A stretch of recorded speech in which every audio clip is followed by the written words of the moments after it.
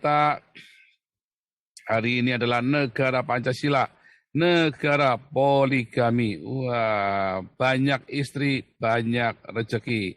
Kalau di Cina banyak anak, banyak rezeki. Kalau di Indonesia banyak istri, banyak rezeki. Istri pertamanya ya jadi istri pertamanya cuman buruh pabrik, istri keduanya nanti guru, ya istri ketiganya dokter, istri keempatnya mahasiswi. Hihi, sedap. Nanti istri pertama buat bikin anak, istri kedua buat status sosial, istri ketiga buat cari duit, ya yang ngebosin semua keluarganya, istri keempat buat in the hoy. Ya luar biasa memang cara pengaturan di dalam negara poligami Pancasila. Ya luar biasa ya. Dan dijamin runyam. Semua negara yang pernikahannya penganut yang berantakan begini pasti negaranya berantakan. Bahkan Eropa yang mengizinkan free sex saja, ya mengizinkan. Anda pikir kalau namanya kumpul kebo itu, kumpul kebo 7-Eleven Anda bisa bebas gitu? Enggak ya. Anda yang Anda pikir, saya itu baru ngerti ya, ini 7-Eleven hidup bersama gitu, enggak menikah. Yang dimaksud tidak menikah itu, mereka tidak pergi ke gereja, ya, tetapi mereka pergi ke notaris, saudara. Perjanjian hidup bersama ada janjiannya, itu pernikahan, itu legal. Ya, cuman di dalam budaya kita itu enggak sama. Mereka enggak perlu ke gereja, enggak perlu ke KUA, ya. Ya, saya baru ngerti ya kalau orang Eropa itu ternyata penganut monogami dan mereka menikah legal. Dan mereka tidak bisa free sex. Kalau mereka sudah di 7-Eleven kontrak, oh itu ada ikatannya, ada hukum yang mengikat, saudara. Hanya mereka tidak pergi ke gereja. Yang mereka tidak percaya Tuhan, kenapa harus ke AUK, harus pergi ke gereja segala macam. Nah itu konsepnya beda banget ya, saya baru ngerti itu. Dan jadi mereka itu menikah. Mereka nggak berzina sembarangan, asal ngelihat lubang ditabrak kayak orang-orang Arab ini, saudara. Lihat lubang ditabrak, semua ditabrak. Punya cara yang berbeda, tapi tujuannya sama. Kita ingin Indonesia bebas khilafah, ya, bersih dari poligami, ya, supaya Indonesia itu kalau bisa itu semua laki-laki yang poligami dihukum mati semua itu kalau bisa itu. Saya sih maunya hukuman mati buat pelaku poligami dan pelaku pemerkosaan ya. Jahat ya, jahat ya. Iya karena memang orang poligami itu nggak ada obatnya, saudara.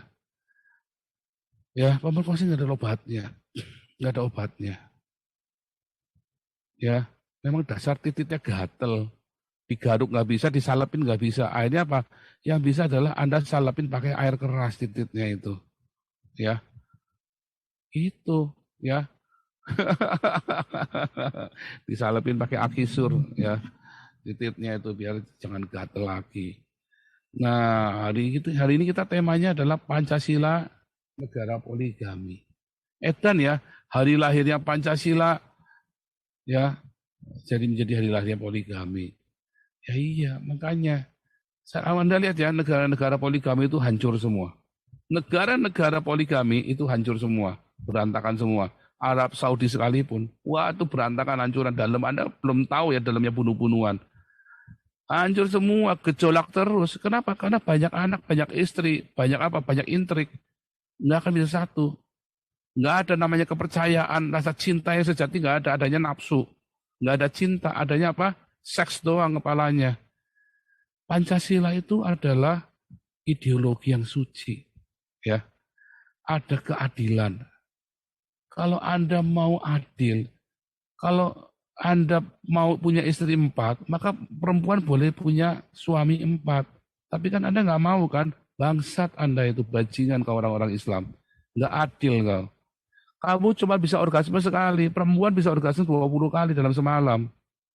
Ya, nah, dasarnya kau bajingan ke orang-orang Islam, titiknya gatel semua. Ya kan? Nah, terus yang namanya permusyawaratan perwakilan ya. Bukan voting, saudara, bukan banyak-banyakan suara. Pokoknya di sini semua sudah sepakat, tidak ada gereja. Bangsat anjing bajingan kalian. Ya, anjing ke orang-orang Islam di Indonesia.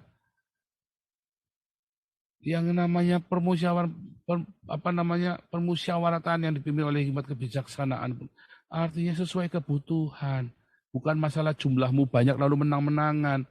Ya, kamu nanti kalau dijabanin bener nanti mewek-mewek kalian. Nanti orang Islam itu di sini nantang-nantang, begitu dijabanin mewek-mewek. Di seluruh dunia begitu dari zaman Muhammad ya, nantangin orang Quraisy dihina-hina, katanya berhala. Begitu dijabanin bener sama orang Quraisy, lakum dinukum waliyadin, lakum dinukum waliyadin, kaplak ndase sisan kan. Ya kan? Muhammad. Itu ya orang Islam itu ya sok-sokan ya. Ini begitu dijabanin bener, saya dulu gitu ya kalau dikeroyok dulu ya. Wah, saya digebukin ya, saya diam. Begitu tak jabanin takut Saudara orang-orang Islam ini sama saya Saudara. Anda kira Julius itu begitu dijabanin sama Pak Tua itu kan? Pak Tua kan opung mangapul kan Pak Tua itu kan? Dihina-hina dia Pak Tua dihina-hina Pak Tua kita itu. Ya opung itu ya opung mangapul aja nggak berani nyerang saya karena dia tahu saya hormat sama dia. Ya makanya si Pak Mangapul itu tidak pernah nyerang saya, nggak akan berani opung itu nyerang saya karena saya hormat sama dia. Ya. Ini anak muda Cina Medan geblek satu, Cina Medan kentir ini pengkhianat. Nantang-nantang, begitu dilaporin, oh saya kan cuma bercanda, wah ketok dasmu, bercanda. Nah itu udah bangsat ya orang-orang Islam ini, mualaf-mualaf memang bangsat, anjing semua nih ya. Kalau nantang-nantangnya minta ampun, begitu dilaporin polisi, saya kan cuma bercanda. Taimu bercanda. Nah, Julius. Ternyata nggak punya titik juga kau. Ngomong mah gede ya. Ngomongnya gede kayak saya nih. Bisa enggak tuh sama saya sekarang. Tampak muka ini loh. Ngomong ngoceteng. Apamu tak hadapin. Nggak ada kata bercanda, nggak ada apa. Iya saya serius kok. Memang Muhammad Cabul mau apa loh. Ya kan? Memang Muhammad Cabul kok. Nggak ada bercanda-bercandaan. Ya kan? Kemarin saya disamperin sama orang NU, tak samperin. Orang NU minta ketemu sama saya, tak samperin. Gimana itu di Leiden? Katanya Julius mau nyamperin saya. Kalau punya duit. Punya duit enggak? Waduh, minta ngemis dulu. Saya ngemis dulu duit dong, saya mau nyamperin si Paul di Belanda. Baik lo. Aduh. Banyakan cincong nih ya. Banyakan cincong ini si orang-orang Islam ini, mualaf geblek ini. Nah, kayak saya begitu bilang saya mau ke Jerman, saya ngomong sama Edi Prayitno, saya berangkat ke Jerman. Oh berangkat ke Jerman bener saya baptisnya Ali Makrus, tak baptis bener. Saya satronin sarangnya Edi Prayitno. Julius baru nyatonin ST Trinity dilaporin polisi. Aduh. Aduh, saya bilang sama Pak Mangapul, wah kalau gitu mah nggak ada kata bercanda gitu orang Cina Medan kentir satu itu mah nggak usah dikasih hati begitu. Bagus ya penatua kita kemarin. Daripada kita buat urusan gitu ke polisi, itu orang nggak ada harganya, gembel dia itu. Orang pernah masuk penjara segala macam itu si Julius itu orang Cina pengangguran kok. Dia cari duitnya dari jelek-jelekin orang Kristen kok. Cari duitnya memang dengan cara jelek-jelek. Kerjanya apa Julius coba? Nggak ada, dia kerjanya memang cuma jelek-jelek karena dia itu residivis. Si Julius ini. Nggak ada, makanya dia nggak berani tamak muka karena dia buronan. Makanya dia nggak pernah tamak muka karena dia buronan. Di Medan itu dia buronan. Makanya kalau tampil tuh nggak pernah tamak muka. Nggak usah diurus aja ini, makanya Pak Mangapul. Emang Pak Mangapul laporin? Bukan saya yang ngelaporin. Pak Mangapul bukan saya yang ngelaporin. Loh siapa Pak? Yang ngelaporin ini teman-teman kami, komunitas kami nggak terima. Saya mah berdoa saja. Kita mah cinta damai. Oh ya bagus Pak Mangapul. Yang ngelaporin bukan saya Pak Paul. Saya langsung tanya benar Pak Mangapul ngelaporin ke polisi. Dan maksud saya ngapain ngelaporin ke polisi? Enggak, bukan saya yang ngelaporin. Orang-orang kami yang ngelaporin ke polisi. Anak saya Kapolres. Bilang, wah ini Julius cari mati nih. Goblok juga nih. Ya, kalau orang Kristen itu cinta damai ya. Kayak kami daripada ngurusin kamu. Kita mendingan beli mobil 2 kayak tadi ya, langsung beli mobil 2. Ya toh? Kita kasih ya, uangnya nih, gak usah beli mobil lah. Buat ngandangin kamu aja. Berapapun bisa. Ini orang-orang sugih semua. Ini benar tuh orang-orang kaya semua ya. Berapapun kepalamu kita beli bisa. Berapapun kepalamu kita beli bisa harganya. Ya, saya saja nggak usah mereka, saya saja bisa beli kepalamu berapapun. Kamu belum tahu cara main saya dulu, ya. Terus ya, dulu zaman saya jahat ya. Ya, saya pakai duitnya orang buat ngejarin orang, bukan pakai duit saya, ya kan?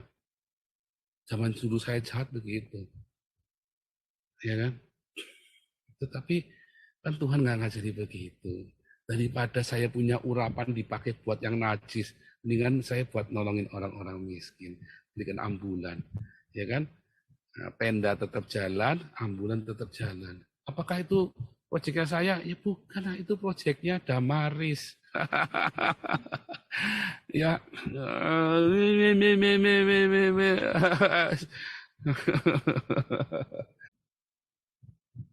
ya, Indonesia ini lama-lama makin edan ya saudara ya.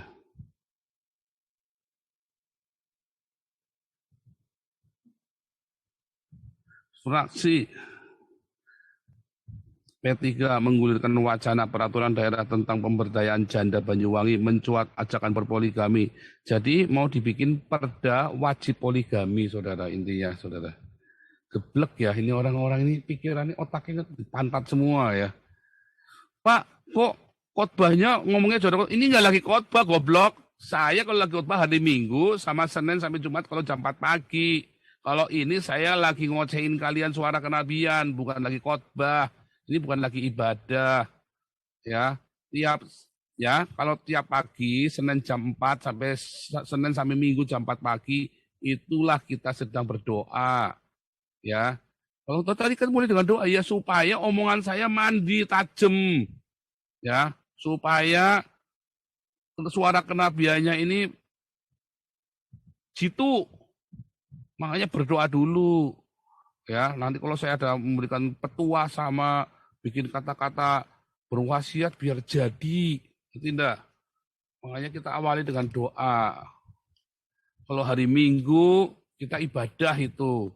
Kalau hari Senin sampai Jumat ini kita suara kenabian, kritik sosial agama, debat apologetika boleh, ya. Jadi beda. Bukan saya sumpah serapah, maki-maki, bukan berkepribadian ganda, bukan. Saya tahu menempatkan diri, kapan saya menjadi gembala, kapan saya jadi nabi. Ya, kalau jam 4 pagi saya jadi gembala Anda. Ya, Minggu jam 7 sore saya jadi gembala Anda. Senin sampai Jumat, ya, jam 9 sampai jam 12 saya jadi nabi, saudara. Di nabi ke-26. Ya, gitu. Ngerti nggak? Nah, kalau sore dalam ruangan tertutup, Zoom tertutup, dalam kelas tertutup, saya jadi guru, saya pengajar. Ya, kita ada 300 murid yang kita ajar sekarang. Tiap hari saya mengajar 300 murid, ya, kita 300.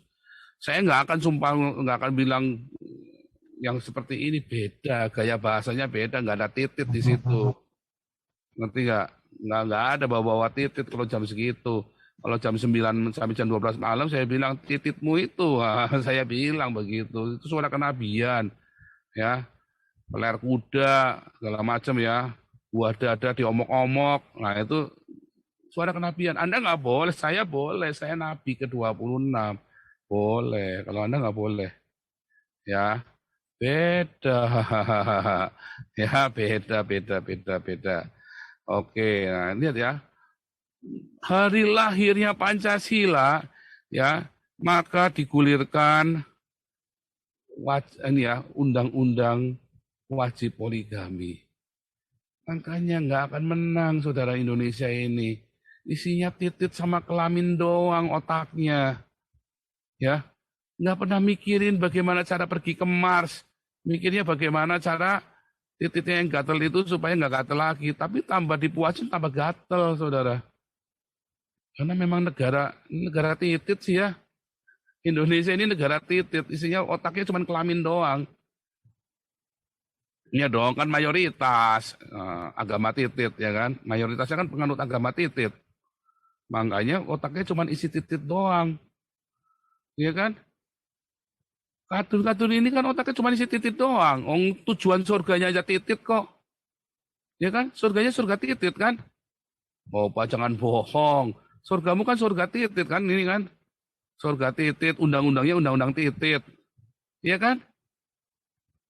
Iya kan? Surganya surga titit. Undang-undangnya undang-undang titit. Iya kan? Khotbahnya khotbah titit. Ya kan? Coba tiap hari kamu dipenuhi dengan titit coba. Otak isi titit gimana coba? Lu saya ngomong nggak bercanda, nggak menghina. Lah memang agama titit kok. Agama titit. Agama apa coba? Iya kan? Oh jorok Pak. Iya jorok. Bukan. Memang ini agama jorok kok. Saya kan ngomong cuma saya hanya menyingkapkan kepada Anda supaya Anda sadar. Ya. Bukannya jorok, saya hanya menyingkapkan kepada Anda supaya Anda sadar bahwa ini agama titit. Ini negara mayoritas penganut agama titit, makanya saya bilang negara titit. Ya kan? Negara titit, ya, bukan lendir lagi. Kemarin dulu saya bilang lendir, halus-halus. Surga titit. Oh, surga lendir, surga titit. Surga titit, agama titit. Khotbah titit, undang-undangnya undang-undang titit. Pancasilanya juga Pancasila titit. Ya kan, Pancasila titit kan. Kan maunya kan ketuhanan yang Maha Esa dengan menjalankan syariat titit bagi para pemeluk titit kan. Piagam Jakarta kan. Emang bukan Pancasilanya Soekarno, Pancasilanya titit kok. Ya kan. Nah, tiap hari bikinnya titit kok. Yang dikhotbahkan titit. Al-Qurannya isinya titit. Surganya isinya titit, alanya germo, titit semua, ya kan, germo titit. Pokoknya bingung sih pokoknya dah. Mumet sih pokoknya nih kan. Aduh. Mumet, kejang-kejang semua sekarang langsung ya. Langsung rame nih semuanya nih.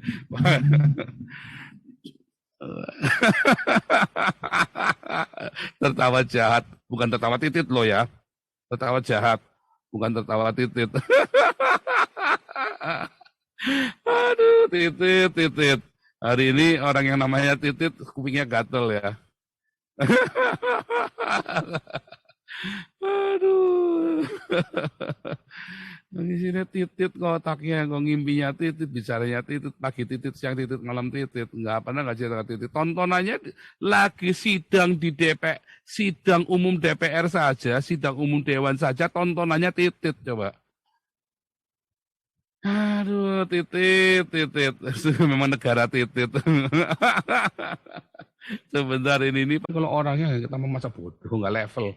Ya, saya ini dokter teologi, ya.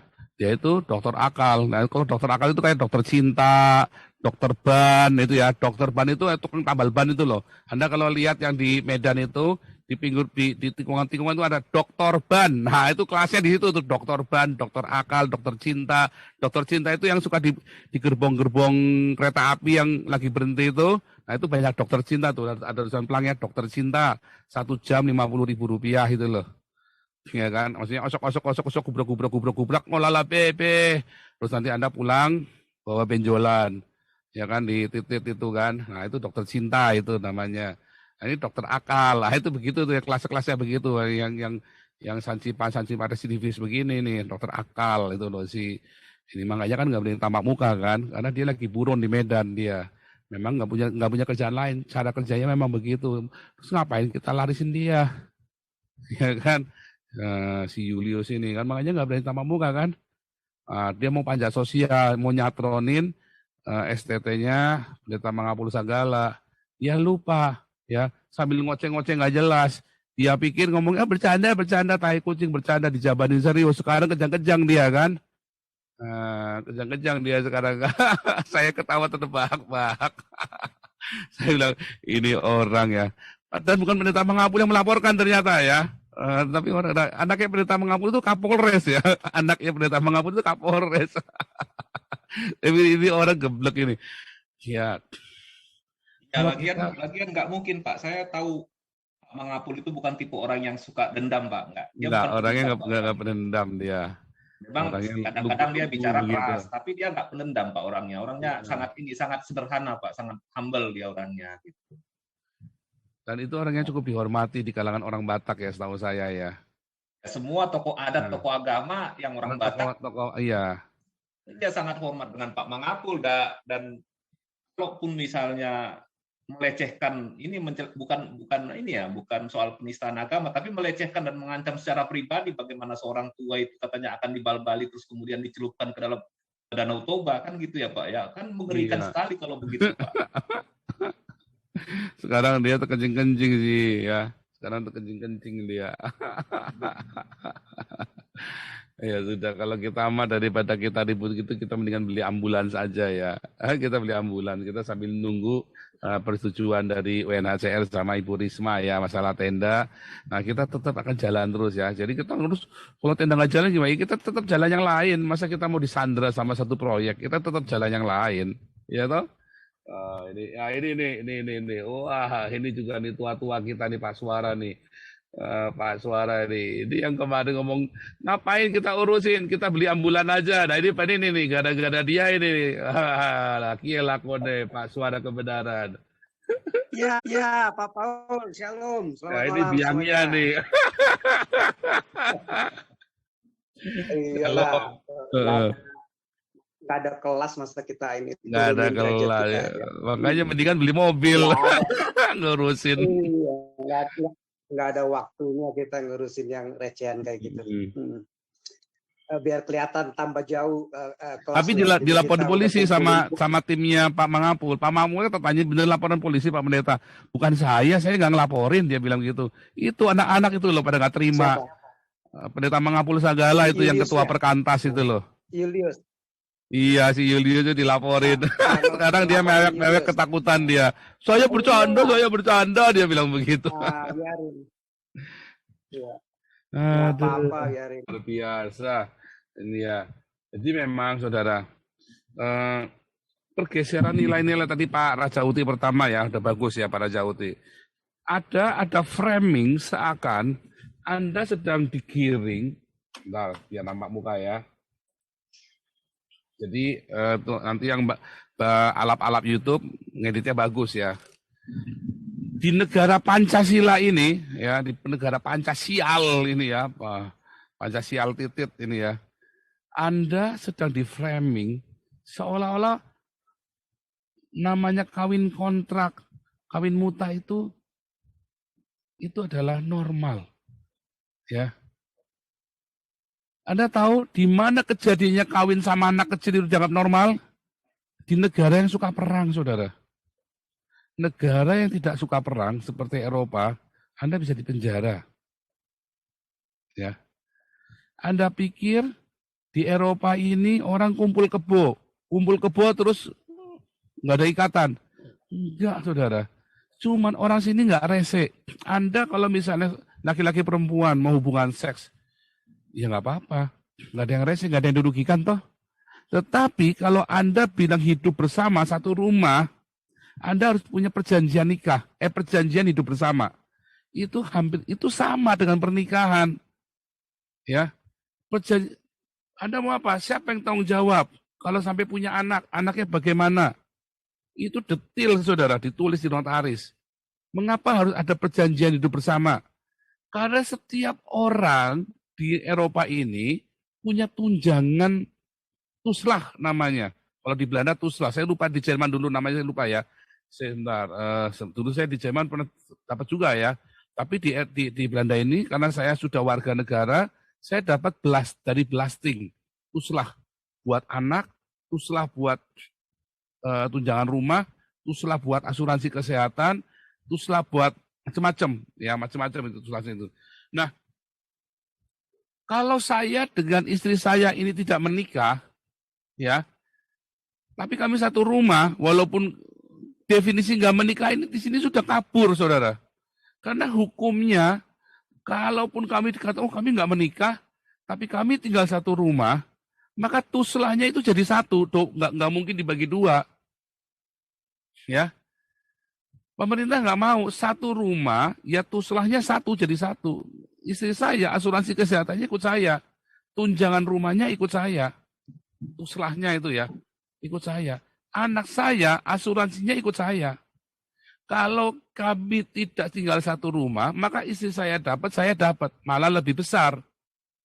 Tetapi begitu kami tinggal satu rumah, Summon Leven, ya hidup bersama, kami hidup di dalam satu ikatan. Itulah pernikahan. Namanya orang hidup bersama dalam ikatan, dalam sebuah ikatan itu pernikahan namanya. Nah, ada pernikahan dengan cara Kristen, dengan cara Islam, dengan cara, oh saya ateis kok. Ya itu tetap pernikahan namanya. Ya, ada pendeta-pendeta tolol, ya.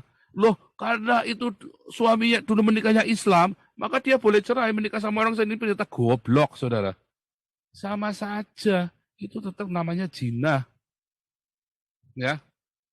Kalau di dalam kekristenan namanya zina. Cuman itu kan di dalam kekristenan. Nah, cuman kalau si pendeta ini ngomongnya gara-gara dia menikah Islam lalu dia cerai sama suaminya menikah sama orang Kristen, oh itu boleh. Siapa bilang itu juga namanya zina. Ya, hanya kita tidak mempersoalkan zina itu sekarang. Kita mempersoalkannya adalah poligami. Boleh enggak satu rumah perempuannya nggak boleh. Nggak boleh. Ya, Anda mau pilih laki-laki perempuan apa laki-laki atau perempuan-perempuan. Nggak ada poli itu nggak ada sini. Bahkan Anda mau jadi homo saja nggak boleh poli loh. Nggak boleh. Ada aturannya di sini. Wah, ngeri ya. Ngeri. Ternyata negara kafir ini lebih beradab, lebih Pancasila daripada negara Pancasila titit. Ya. Di sini orang-orang beradab sekali, saudara. Sangat Pancasila sekali. Enggak masalah Anda mayoritas, enggak masalah Anda minoritas. Suara Anda tetap didengar dan dihitung. Dan yang paling penting ya, saya tadi balik lagi poligami tadi. Ya, Summon Leven, oh itu kan enggak menikah. Mereka kan bilangnya enggak akan bilang my husband, ya. Dia kan bilangnya bukan mein Frau atau mein Mann, bilangnya mein Partner. Artinya kita tidak menikah, tapi maksud tidak menikah tidak pergi ke gereja. Ya, tidak menikah diberkati di gereja, begitu di gereja, ada kulturnya di sini berarti dia mein Mann, suamiku, mein Frau, istriku. Tetapi ya kalau dia tidak menikah di gereja namanya mein Partner. Tapi kita tinggal serumah dan harus bikin kontrak dan pernyataan. Kedap pemerintah harus tahu saya kasih tunjangannya berapa.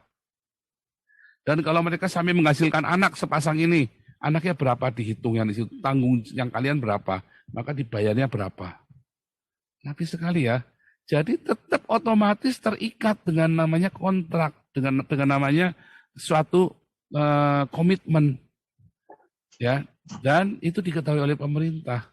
Jadi itulah sama saja dengan pernikahan. Saya baru ngerti itu bukan perzinahan. Ya, itu bukan perzinahan. Ya, orang menikah di gereja cerai juga. Orang ini Summon Leven dengan perjanjian notaris bisa-bisa juga. Bedanya apa? Sama. Tetapi ketika mereka Summon Leven, tidak boleh mereka berpasangan sama yang lainnya. Nggak boleh. Ya kalau mereka janjian sendiri bawa tangan bawa ini ya boleh. Tetapi kalau secara aturan nggak boleh. Terus mereka tinggal ya 3 orang tinggal bersama terus dengan satu tanggung dengan tuslah sendiri-sendiri nggak bisa. Ya, ada kaitannya dengan tunjangan pemerintah. Jadi mereka mau nggak mau tetap harus hidupnya teratur. Satu laki-laki, satu perempuan, atau mau homo, laki-laki, lesbi, perempuan-perempuan.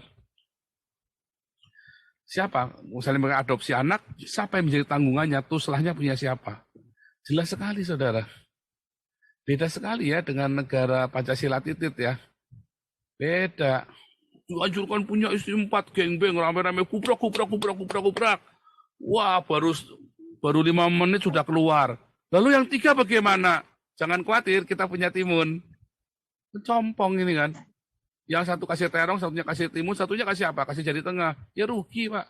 Lalu maunya pakai apa? Pakai botol, goblok. Perempuan goblok memang. Kalau jadi Islam jadi goblok memang. Ya. Jadi Islam jadi goblok memang. Jadi harusnya bagaimana? Ya, harusnya Indonesia negara Pancasilanya jangan Pancasila titit, Pancasila otak, Pancasila hati. Anda bayangin perempuan disakiti kayak gitu, kan compong kan. Perempuannya goblok ya mau ya. Aku rela daripada aku memilih Ahok, lebih baik aku tidur di Habib Rizik. Compong jadi pada lonte semua ya orang-orang Islam ini ya. Makanya di Islam perempuan-perempuan sudah di dunia disiksa, Anda disakiti oleh laki-laki. Di sorga Anda cuma dijadikan lonte doang. Allah jadi germonya. Iya kan? Oh, itu kenyataan. Ya kan? Ini ada yang bilang, ini orang compong nih. Oten menderita karena iri sama muslim.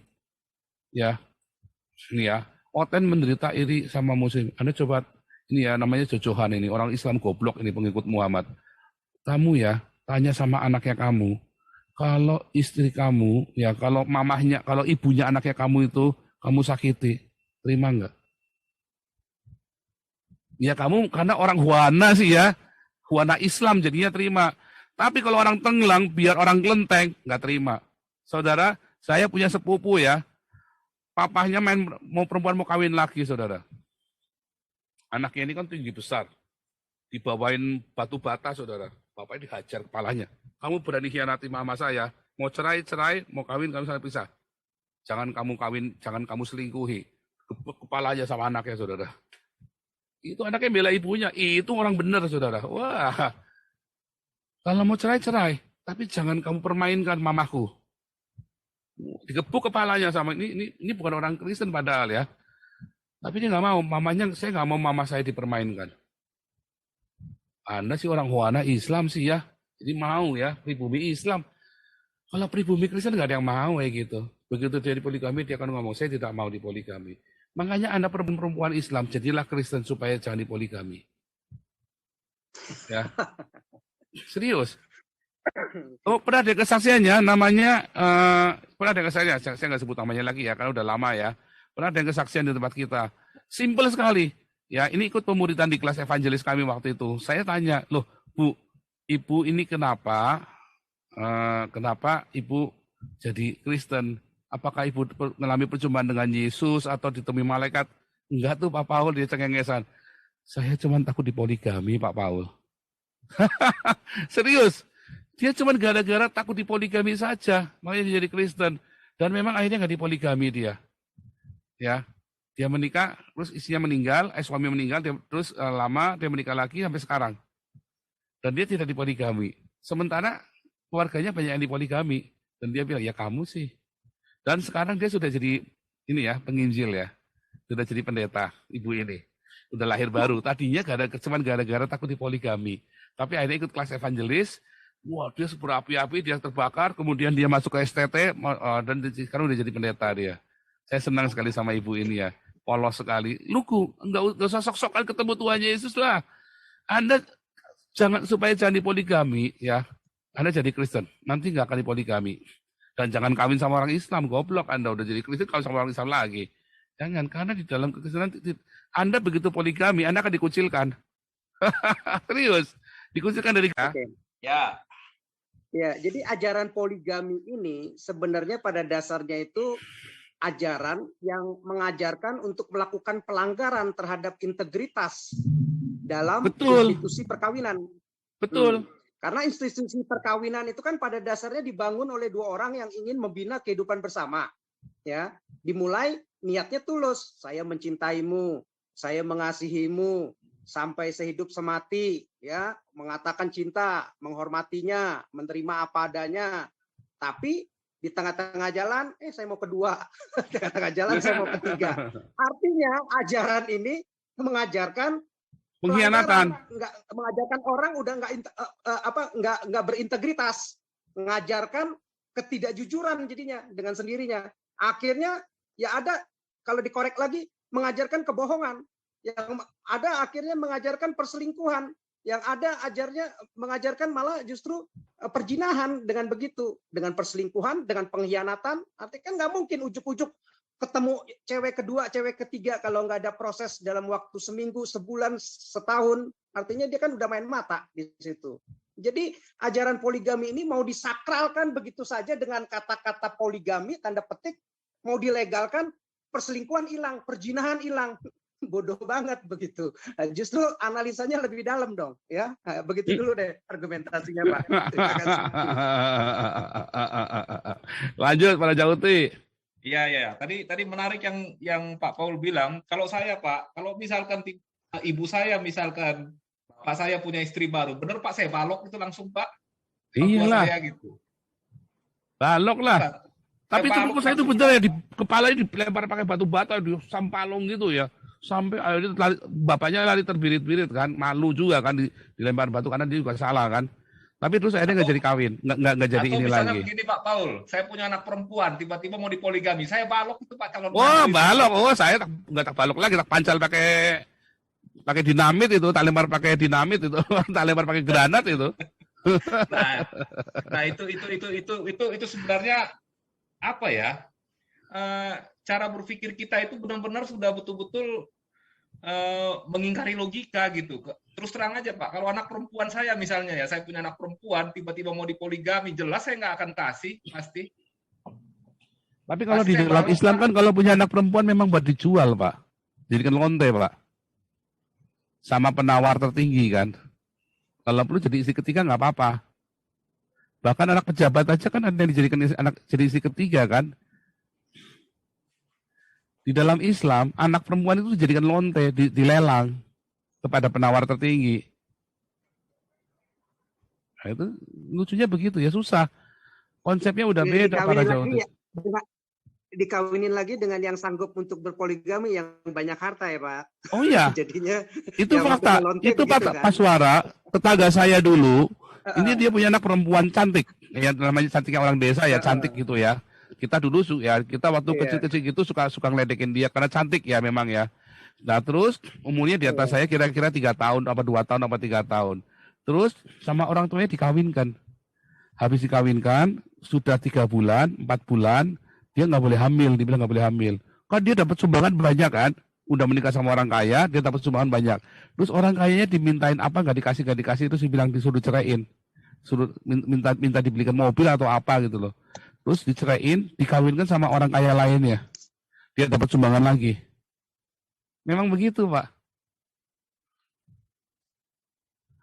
Jadi kalau perempuan itu di dalam Islam, anak perempuan dijadikan lonte. Lagi ya bisa memperbaiki status kali ya. Iya, dijadikan lonte. Mau pejabat, mau anak apa, dijadikan lonte memang. Dilelang. Iya kan? Kecuali Islamnya sudah modern, sudah liberal. Dia tahu, oh nggak boleh. Ya kan? Tapi kalau Islamnya masih Islam itu yang masih rajin baca Al-Quran, dilelang. Kayak yang dikawinkan sama Syekh Puji itu loh, anak kecil itu. Sekarang gini aja. Sekarang ingat aja tuh waktu AA Gim, waktu lagi tenar-tenarnya. Tapi begitu dia poligami yang kedua, wah emak-emak itu saya dengar di bank itu mencak-mencak. Super, iya. Selama ini. Iya, jadi saya pertanyaannya begini. Emak-emak zaman sekarang aja punya moral, punya etika, punya standar integritas yang bagus. Kok aulonya, alo SWT-nya kok bisa bikin aturan, bikin ajaran poligami yang dikomplain sama emak-emak zaman sekarang. Nggak mau ngikutin sunnah Rasul model begini, begitu. Padahal dia lagi tenar-tenar loh. Ya, bisa dikomplain, dimarahin, yang tadinya jadi idola, sekarang malah dimencak-mencakin gitu. Ditinggalin. Makanya sekarang kan udah nggak tenar lagi kan siapa tuh? Si Agim itu gitu. Iya, langsung rontok. Iya. Kedua. Iya. Nggak bisa. Tapi nggak tahu nih si Somat masih laku ya. Kan dicerai, nggak boleh kalau dicerai. Loh diceraikan loh Pak, diceraikan Pak. Istrinya itu diceraikan terus dia kawin lagi. Iya. Makanya Somat itu kawin cerai ya Pak. Makanya tuh kan dia keluarin tuh kan sama unlimited editionnya tuh kan.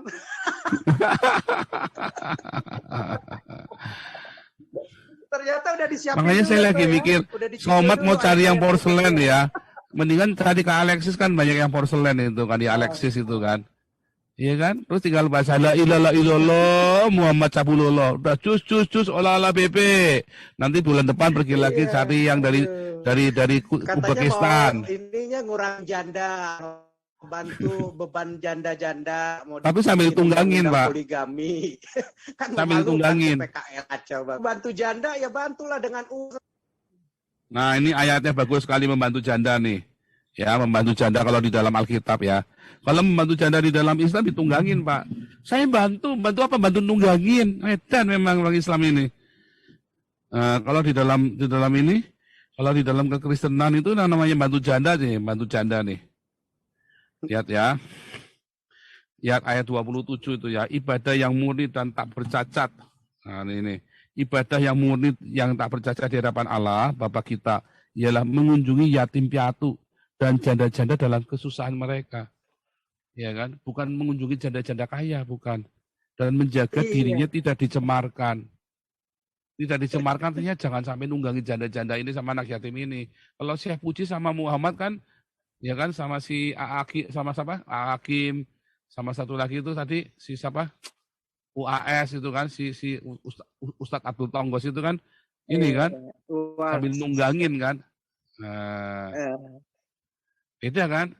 Nah, Muhammad kan juga gitu. Oh, saya nolong apa? Nolong nunggangin. PKS juga mau bikin undang-undang ini bantu janda adanya. Iya, nolong nunggangin. Mungkin ini ya sekedar masukan supaya wanita-wanita Indonesia jangan dibodohi. Lebih dari satu istri adalah perlakuan tidak adil. Dan tidak ada yang menyatakan dengan dasar agama membenarkan ini. Saya bersyukur zaman Soeharto memang soal poligami dipangkas. Dan ini kita harus akuin. Ada pengaruh daripada Ibu Tin. Karena Ibu Tin dari asalnya seorang Katolik yang tidak membenarkan perselingkuhan. Dan mempunyai istri lebih daripada satu. Jadi itu saya syukuri. Karena ada pengaruh daripada orang-orang yang masih ada rasa takut akan Tuhan dan keadilan. Nggak boleh. Kan kita bisa lihat track recordnya tuh. Mungkin kalau ada diam-diam. Beda dengan zaman Soekarno dulu. Saya tahu sekali waktu zaman saya demo itu Yusuf Muda Dalam, wah wanitanya itu disimpan dari mana-mana itu. Sehingga bangkrut negara, korupsi, menjadi-jadikan harus... Ingat zaman Soekarno, Pak. Ya. PKI itu yang mengkritik para jenderal dan para pejabat negara yang berpoligami loh, Pak. Iya, tetapi banyak di kalangan-kalangan mereka yang melakukan itu karena mendasarkan daripada keyakinan. Saya ingat sekali. Iya, makanya dikritik sama PKI, Pak. Sama si DNA itu kan dikritik, Pak. Betul, ya. Karena sebenarnya kebangkrutan juga dari suatu negara karena mempunyai istri simpanan yang luar biasa. Yusuf Muda Dalam, orang-orang yang pernah ikut-ikut demo pada waktu itu yang memprotes ketidakadilan. Karena apa? Punya istri banyak. Semua menteri ya karena uang ada. Di mana ada keadilan di sana? Keadilan bukan cuma dikasih uang satu orang $500 yang sama, tetapi perlakuan terhadap seorang istri. Pasti ada yang cemburu lah, nggak mungkin lah istri pertama tidak akan cemburu. Nonsen, otak nggak jalan kalau sampai wanita merasa bahwa ini ya diterima begitu saja. Jadi ini pembelajaran. Bukan karena kita tidak setuju dengan mereka lakukan itu, tetapi bertentangan dengan dasar-dasar yang harus dilakukan dalam satu negara. Moral dan akhlak. Sehingga itu yang terjadi. Rizik punya istri, dia main gila dengan istri orang lain. Dan bahkan itu direkam di dalam film porno mungkin atau ini. Mana diungkap di Indonesia, karena yang menjaga harus kita jaga hal-hal seperti ini. Ustadz HW yang menghamili 13 santri anak-anak yang seharusnya dilindungi, diberikan pendidikan supaya bermoral yang baik. Justru ditutupi oleh pemerintahan Jawa Barat. Ini sangat menyedihkan. Hal-hal seperti ini harus disuarakan. Dan semoga ya masyarakat Indonesia berpikir yang lebih maju dan lebih melihat pelajaran seperti ini. Apakah misalkan seorang pria untuk berhubungan dengan seorang wanita kemudian dia mengawini wanita tersebut, ini sudah dianggap memuliakan wanita? Tolong dijelaskan ini Pak Paul. pengen berhubungan terus dikawini, katanya itu memuliakan wanita tersebut. Itu juga enggak, itu merendahkan. Baca, itu Pak. Artinya dia memandang wanita itu hanya sebagai kantong sperma doang. Iya kan? Ketika wanita itu dihargai bukan karena kepengin terus ditunjuk-tunjuk pakai titit ya. Justru kita menghargai wanita, walaupun kita melihat, semok nih, semelohai nih, tapi kita tetap menjaga, kita tidak mengganggunya dan memperlakukan dengan hormat. Bahkan wanita tunasusila pun ya, saya kan sering ke Alexis zaman dulu ya, zaman saya jahat dulu kan di Alexis. Tapi saya tidak pernah memperlakukan wanita tunasusila ini dengan kurang ajar, nggak berani saya. Kenapa? Apapun, belum tentu mereka itu jadi wanita tunasusila karena keinginan mereka kan. Iya, Kan Pak. contoh kan, walaupun saya punya uang pun, saya harus melakukan mereka dengan hormat. Dan salah satu dari perempuan ini dia cerita sama saya kan, kalau dia itu sebetulnya kayak jual diri itu karena harus membayar utang orang tuanya. Dijual, intinya dia dijual. Dikontrak sampai berapa lama? 5 tahun. 5 tahun saya dapat kontrak, nanti saya dapat sisa uang kembalian sekian. Saya bisa tebus, intinya gini loh, dia lagi cari pertolongan, tolong saya ditebus. Nebusnya itu murah lagi ya, cuma 250 juta. Cantik sekali. Dia bilang, aku ditebus bisa. Dan saya harus ditebus. Nah, terus dia bilang, loh, kenapa kamu nggak cari yang yang udah tua, yang pintar ini gini? Iya, saya seringkali diperlakukan dengan tidak baik. Mereka memperlakukan saya itu hanya sebagai objek seks saja. Mereka nggak tahu kita ini sakit hati ketika dilakukan gitu. Cuman kita lakukan, kita sudah kebalkan hati kita. Wah, kasihan ya. Sampai kebalkan, kamu punya anak? Punya. Terus anak kamu gimana? Suami kamu ya? Kan udah nggak ada. Suami udah pergi, udah hilang atau kemana. Anak kamu gimana? Ya anak tinggal sama orang tua. Saya titip. Yang penting utang keluarga saya harus lunas, utang orang tua saya. Wah, kasihan sekali ya, sampai pisah anak 5 tahun coba enggak ketemu anaknya dari Cungko datang ke Indonesia. Terus kita ngobrol lagi, hanya jarang orang yang memperlakukan kami. Biasanya kita orang cuma saya kan cuma nganter kalau ke Alexis kan. Biasanya orang-orang cuma nganter ini yang kemudian memperlakukan kami dengan baik-baik. Nggak dionyok-onyok, wah nggak ada apa ya. Dan kita sebetulnya merasa kita ini justru diperlakukan sebagai manusia. Dia senang kalau diperlakukan sebagai manusia. Kalau sebagai dionyok-onyok, wah itu terhina sekali loh mereka sebenarnya. Iya tapi begitulah. Kadang-kadang kita berpikir kan gitu, yang penting kan dikasih duit kan kurang ajar kan. Orang-orang Islam ini kan juga gitu kan. Wah perempuan ini yang penting mau gadis desa, yang penting dikasih duit. Ya kan, terus baca la ilaha illallah Muhammad Rasulullah. Kan begitu aja kan.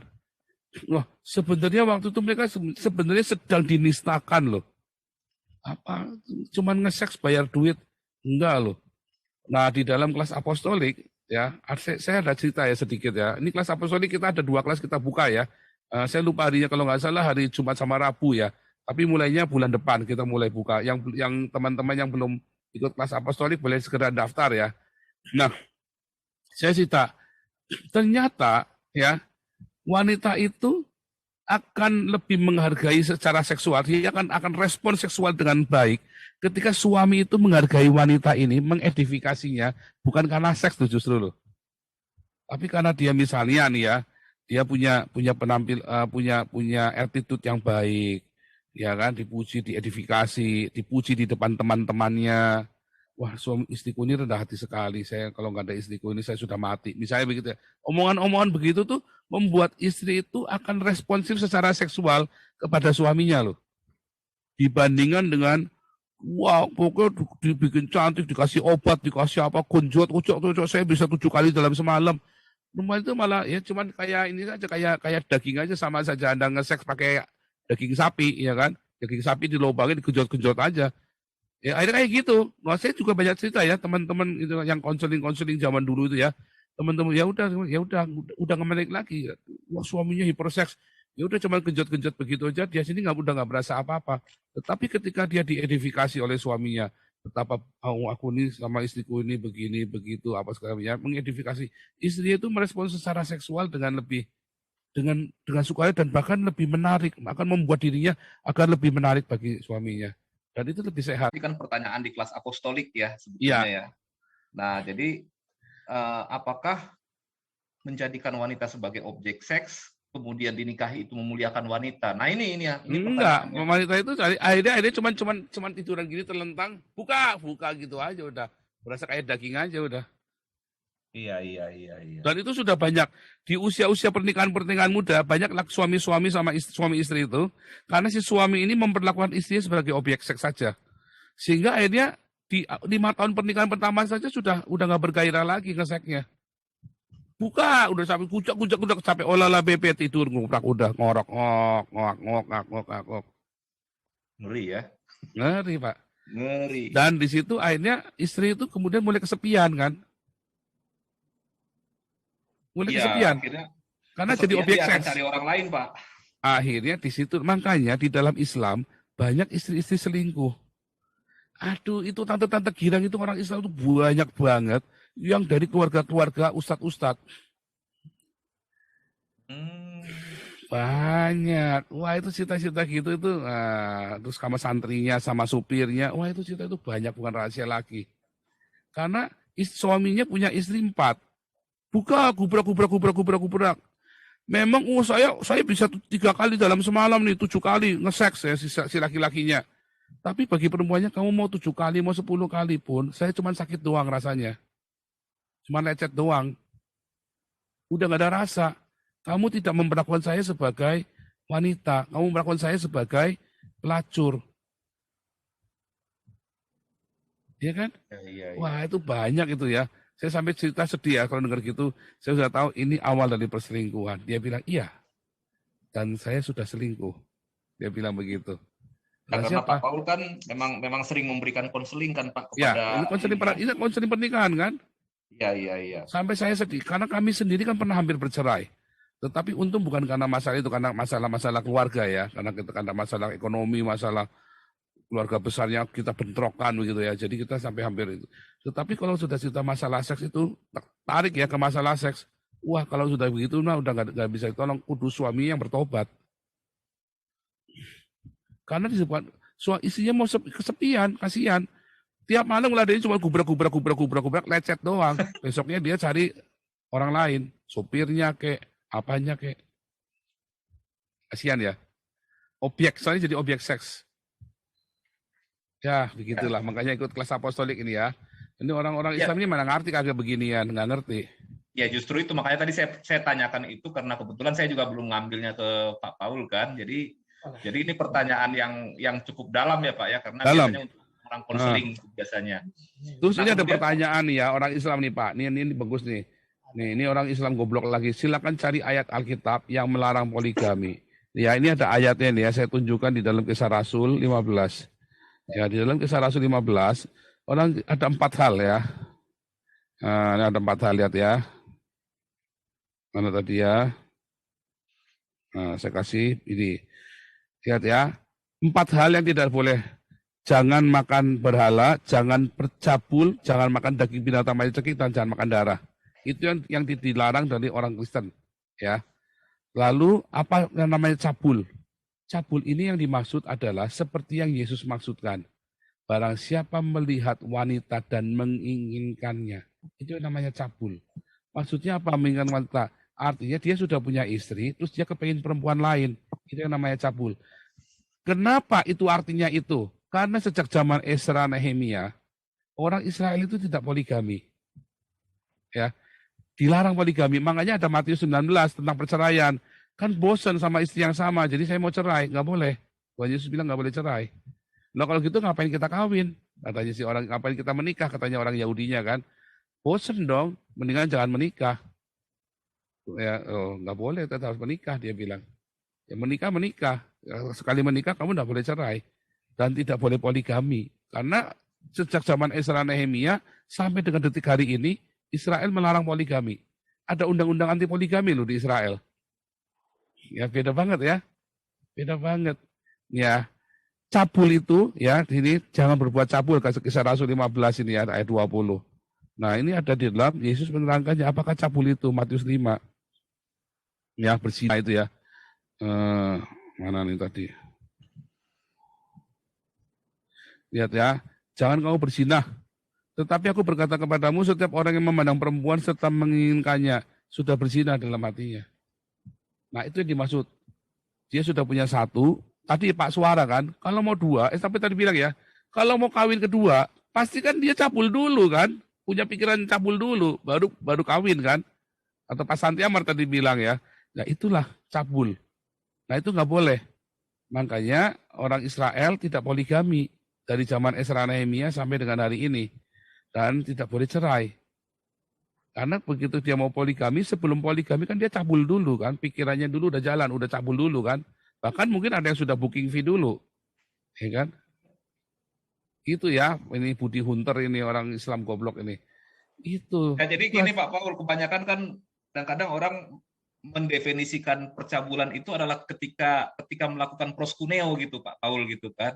Iya. Karena sebenarnya hanya menginginkan saja kita sudah masuk ke dosa percabulan sebenarnya Cabul. kalau menurut definisi ayat ini gitu Pak Paul. Iya, pengen aja sudah cabul. Ya kan? Iya Pak, ya. ini ada yang ngomong nih. Ini kan tadi bilang kalau ada yang menunjukkan kan saya kasih 10 juta. Lah ngerame-rame aja kumpul cuma 250.000 kemarin nyumbang Pak Ilham itu kemarin. Karena ada orang Islam mau nyumbang Pak Ilham, janji-janji mau nyumbang cuma dapat sudah disuruh mengkhianati kita. Disumbangnya rame-rame segitu banyak gerombolan cuma 250.000 perak doang. Kasihan. Terus janji-janji 10 juta bullshit. Kan? Ya kan pemberdayaan para janda, harusnya kalau pemberdayaan itu bukan diajak berpoligami, tetapi mereka dikasih modal. Tapi ini bukan pemberdayaan ya Pak? Ya bukan memang. Memperdaya para janda Pak. Pemberdayaan kan? Ini bukan memberdayakan para janda, tapi bukan pemberdayaan, tapi pemerdayaan, Pak. Ya, akhirnya ke sana. Memperdaya. Paham juga akhirnya. Pemberdayaan walahu khairul makirin. Allah maha penipu daya. Iya, apalagi jandanya kaya ya. Aduh, janda kaya masih muda ya kan, kayak partai itu yang di poligami itu mengalami stres itu, cemas mulu Pak, itu, depresi Pak. Iya. Nah, bisa paranoid itu. Iya, jadi paranoid kan. Tertekan, ya kayak istrinya Hakim kan, akhirnya kan stres kan, depresi kan. Iya, tertekan psikisnya, mentalnya semuanya, ya kan. Malu juga begitu semuanya. Jadi ada perlakuan yang nggak adil biasanya juga gitu. Apalagi kalau yang udah sampai istrinya sampai 4, itu istri pertama bisa 4 kali lebih menderita dibanding istri kedua, ketiga, keempat. Kenapa? Karena seringkali ya udah kurang diperhatiin begitu. Bullshit lah bilang bisa adil, nggak mungkin begitu.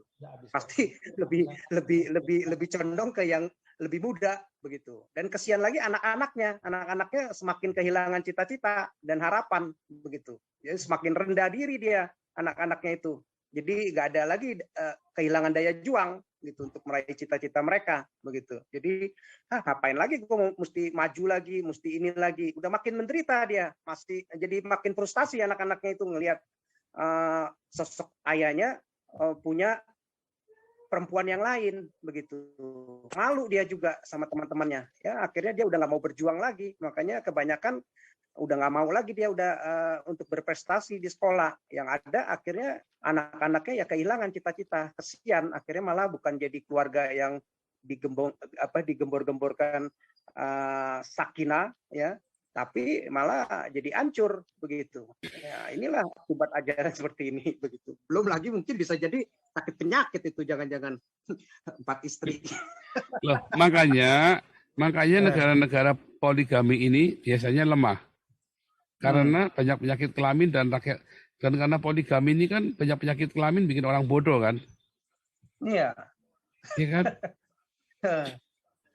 Coba bayangin, akhirnya keturunan kan nggak berkualitas, tapi kalau dia biasa single, lo kayak di Eropa ya, yang tadi kemarin banyak orang menuduh Eropa ini 7-Eleven free sex, oh enggak ya, itu benar-benar enggak, saya tahu persis itu ada hukumnya, di sini ada aturannya, pakai notaris mereka kalau mau tinggal bersama, dan itu membuat mereka nggak berani free sex, itu begitu ada apa-apa bisa ruwetnya panjang itu, makanya mereka tidak berani sembarangan, dan mereka sudah tahu diajarin, di sini ada mesin kondom. Banyak sekali mesin kondom. Jadi sekalipun mereka free sex begitu kan, itu mereka jaga dengan kondom. Nah kalau di Islam kan nggak boleh pakai kondom. Iya benar. Nah, tambah repot lagi. Dan Oke, bahayanya gas. biasanya ini diterusin ke anak-anaknya lagi. Jadi anak-anaknya semakin juga ngikutin Iya. tabiat poligami itu turun ke anak. Iya, tabiat busuknya itu ya itu kan Iya. namanya kan memang Malah sudah juga jadi kultur. bisa anak-anaknya juga jadi marah. Wah, dia Iya. mau sakitin juga wanita-wanita yang lain lagi. Betul, karena mamahnya kan mamahnya disakitin, betul. Iya.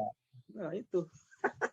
Gas, kita tetap berdoa buat Indonesia, makanya tiap malam kita kasih makan Indonesia ya kan, supaya otaknya jangan titit semua, tapi coba belajar berpikir supaya punya dignity, punya harga diri ya. Coba orang-orang sudah mikir bagaimana pergi ke Mars, bagaimana mereka bisa ini ya menciptakan temuan-temuan yang luar biasa. Di Indonesia kita mikirnya apa? Bagaimana menciptakan titit yang bisa tegak 24 jam. Kan edan kan? Itu Pak, Bapak lihatlah berita-berita di Indonesia. Saya Pak nggak mau mendengar berita Indonesia yang ada pembunuhan, yang ada demonstrasi, yang ada mencabulin pesantren, titiknya nggak bisa dijaga.